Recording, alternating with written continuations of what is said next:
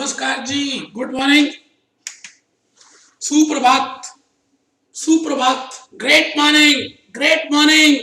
आइए हम आगे चल पड़े बेटे। लेक्चर नंबर 19, डिफरेंस बिटवीन 19 की तरफ हम चल पड़े, हम चल पड़े, हम चल पड़े। आपने एक कहानी सुनी होगी कि पानी पानी पानी लगातार एक जगह अगर पड़ता है तो वहां का भी शेप चेंज कर देता है। बेटे आप ये बताओ कि कभी झरना देखा है आपने गिरते हुए पानी का? ये पानी है और ये पत्थर है, पत्थर है, पत्थर है। बेटे पत्थर कितना स्ट्रांग होता है, कितना स्ट्रांग होता है पत्थर। और पानी की औकात ही क्या बेटे, कितना कोमल निर्मल होता है। लेकिन पानी में ना एक क्वालिटी होती है बेटे, लगातार उसी पॉइंट पे गिरता है, लगातार पत्थर के उसी पॉइंट पे गिरता है तो बेटे कंसिस्टेंटली गिरता है, सुबह दिन शाम गिरता है, परसिस्टेंटली गिर रहा होता है। तो बेटे आप देखें बड़े बड़े पत्थरों में वो अपना रास्ता बना लेता है और बड़े बड़े पत्थर टूट जाते हैं क्योंकि पानी लगातार वहीं पे पड़ रहा है। तो हमें क्या सीखने को मिला कि अगर हम कोई भी काम लगातार कंसिस्टेंटली परसिस्टेंटली लग जाएं, भले हम कमजोर क्या ना हो, भले सामने वाले के पास ज्यादा वो हो, फिर भी जीत हमारी होगी। क्योंकि भगवान ये कहता है practice practice makes makes the the women women perfect. बेटे वुमेन में मैन तो आ ही गया। तो आपको प्रैक्टिस करनी है, ये नहीं सोचना कि मुझे ये आता नहीं है, ये चैप्टर डिफिकल्ट है, ये क्या होगा, ये छोड़ दूंगा, नहीं। तो बेटे आज हम सभी क्वेश्चन 19 का डिफरेंस मैं लिख रहा हूं। Right difference between capital structure, right difference between capital structure and financial structure. बेटे CS जून 2016 में आ गया था जी 5 नंबर का। चांस की बात है जून 2016 में एक क्वेश्चन आया जिसमें सारे डिफरेंसेस ही पूछ लिए, difference between this, difference between this, difference between this, difference between this. तो आप ये समझ लें कि डिफरेंस बिटवीन शॉर्ट नोट्स और कमेंट्स इन्हीं 100 वीडियोस में से आएंगे। सांभा इनको करके जाओ, सांभा। आइए मैं आपको दिखा भी दूं कि ये क्वेश्चन है कहां। ये देखिए भाई साहब, question 19, capital structure and financial structure. What is the difference between capital structure and financial structure? देख लीजिए। तो बेटे आप सभी ने कैपिटल स्ट्रक्चर तो जरूर किया होगा। आप प्लीज स्टडी अपना रजिस्टर खोल लें क्योंकि हम कुछ लिखेंगे बेटे, कुछ लिखेंगे। तो मैं आपसे ये कहना चाह रहा हूं कि हमने एक चैप्टर किया था बेटे फाइनेंशियल डिसीजंस प्रैक्टिकल में।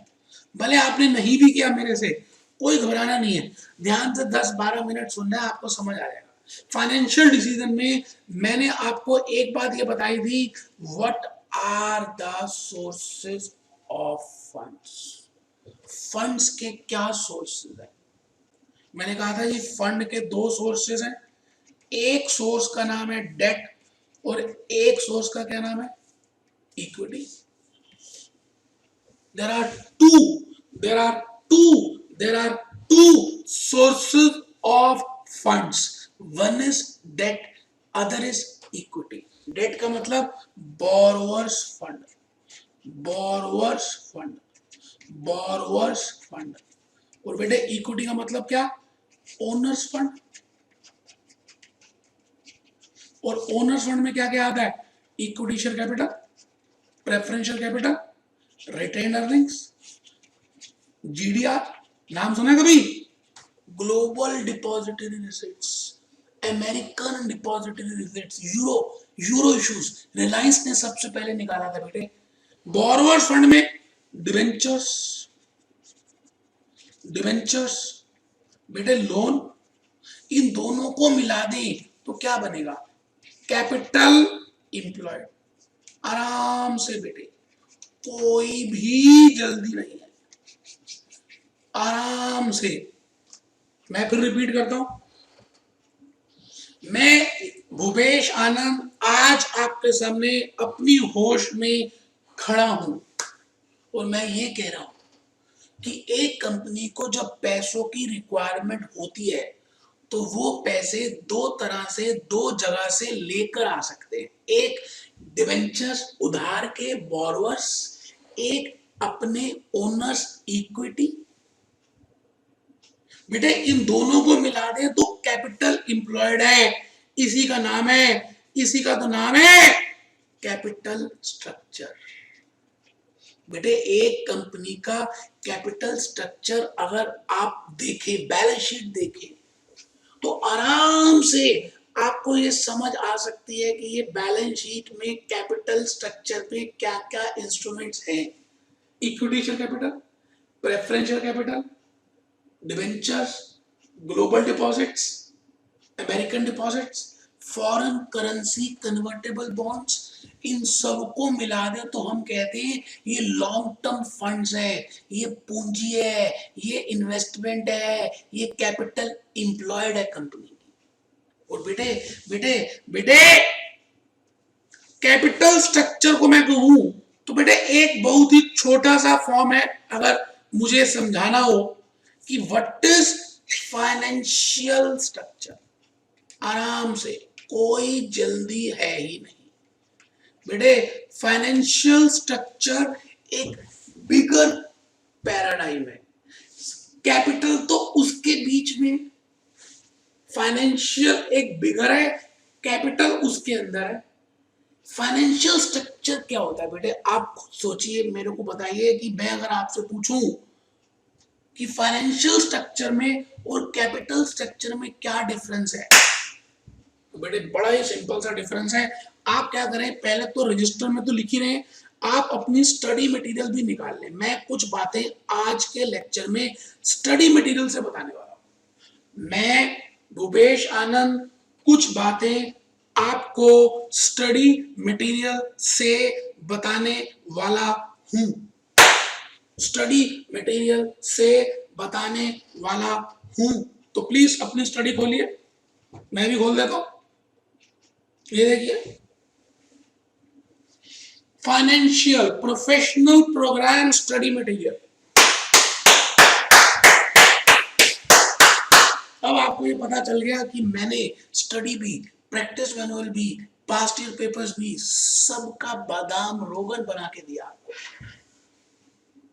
तो बेटे इसका पेज नंबर 84 अगर आप निकाल लें तो मैं कहता हूं जी, कहना ही क्या, कहना ही क्या। कहां चला गया बेटे 84? कहां पे हो तुम 84? तो नीचे चला गया बेटे, कोई बात नहीं।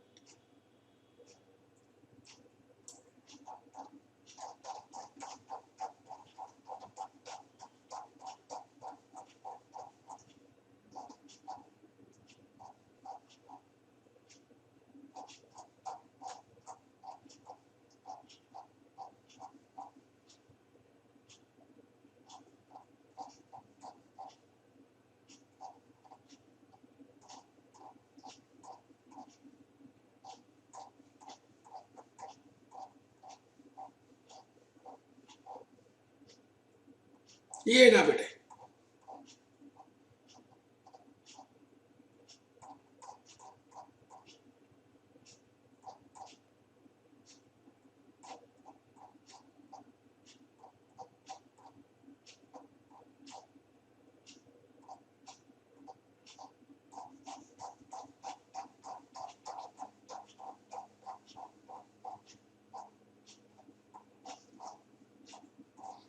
ये बेटे capital structure and financial structure,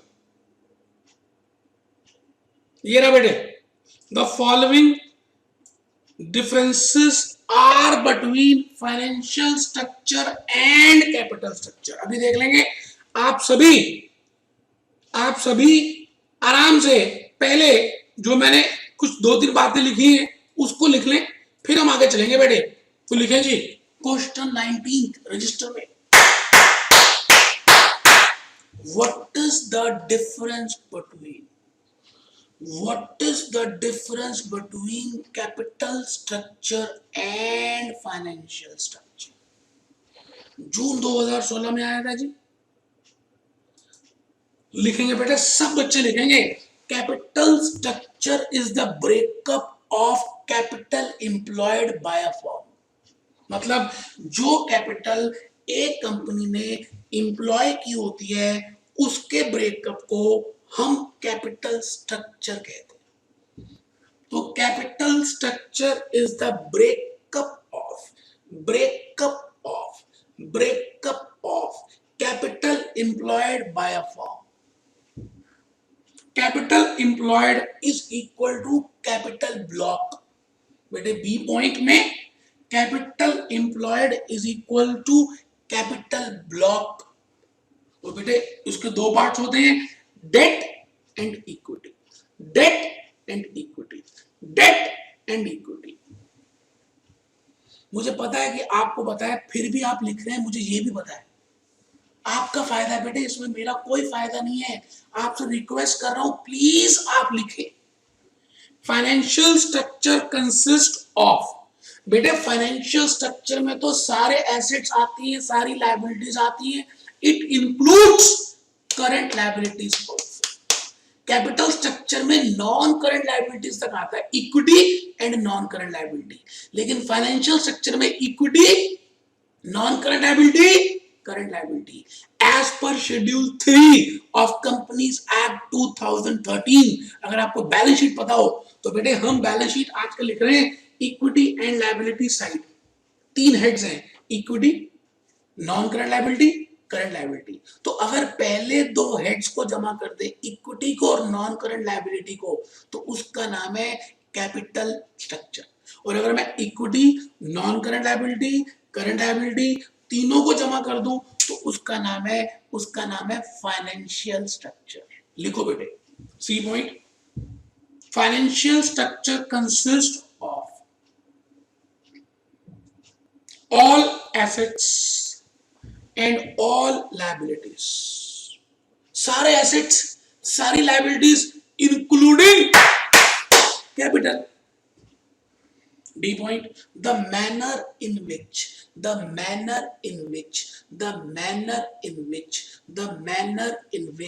assets are financed। बेटे एसेट साइड को हम यहां भी लिखते हैं यूजेस ऑफ फंड, और लायबिलिटी साइड में लिखते हैं sources of fund. Sources long term sources भी होती हैं, सोर्सेस शॉर्ट टर्म सोर्सेस भी होती हैं।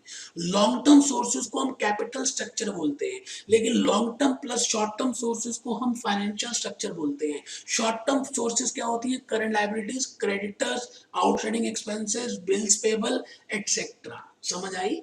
लिखो The manner in which assets are financed। वैसे पुराने जमाने में हम एसेट्स के ऊपर लिखते थे यूजेस ऑफ फंड, क्योंकि जो फंड हमारे को आया लायबिलिटी साइड से उसको हमने कहां यूज किया, वो यूजेस ऑफ फंड आ गया। इसको बोलते थे सोर्सेस ऑफ फंड, इसको कहते हैं जी financial structure. E point, financial structure is the total of, total total total total total total total total अभी बता चुका हूं, लिखें equity and liability side of balance sheet if prepared as per schedule 3 of Companies Act 2013।